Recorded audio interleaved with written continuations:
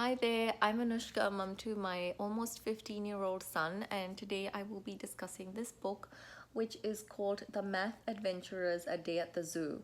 It's a really useful book to introduce the concept of time to young kids. You may have children at that age who are already starting to understand the concept of earlier, later, tomorrow, today, or mama will count to three and then we have to go.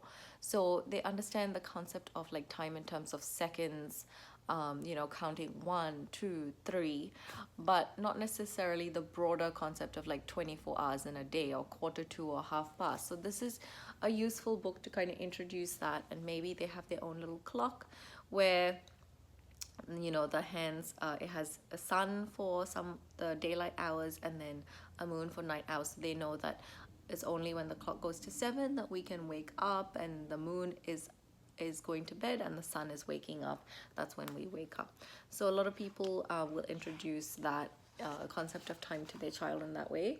So it follows the story of Beep and Boots, this little robot, and the cat, and they are going off to the zoo. They want to be in time for the giraffe feeding, which is at 11.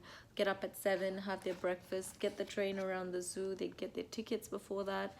And so he's saying keep a close eye on the zookeepers as they close the gate at 11, so we need to be there on time. But Beep and Boots get sidetracked when they see some popcorn, and they want to buy popcorn before they go to see the giraffes, and it's 15 minutes to get there. And they get there just in time, but the gates close.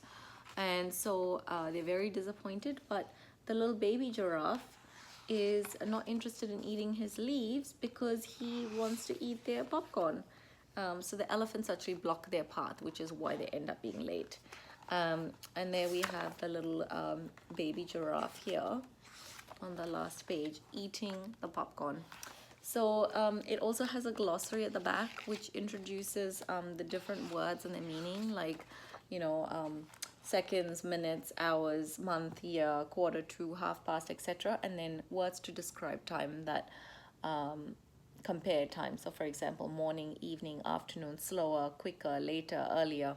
So this is like a really useful book, and my son, who's 15 months almost, is understanding the concept of later, as he'll point to my throat and say more for more milk, and I say later, mama will give you later.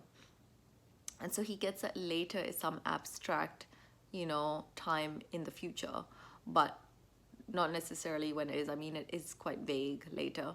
And when he wants more toothpaste on his toothbrush, I say, we already finished brushing your teeth, we'll have more tomorrow. And so I think he's starting to get that tomorrow is also later, but not necessarily that tomorrow is the next day. So he's only 15 months, but we are starting to sort of introduce these concepts to him. I think this book is probably better suited for a slightly older child. I am looking at some other resources, like getting him a little clock that has the sun and the moon to introduce the concept of time to him. I'll probably do more countdowns with him in the near future. We have to leave the playground. We'll be leaving in 10 seconds. You have 10 seconds to finish playing on whatever you want, and then we have to go. Things like that. Let me know how you like this book. Again, this is The Math Adventurers A Day at the Zoo by Seethal Goracia Chapman and Susanna Rumiz. So yeah, let me know how you like it.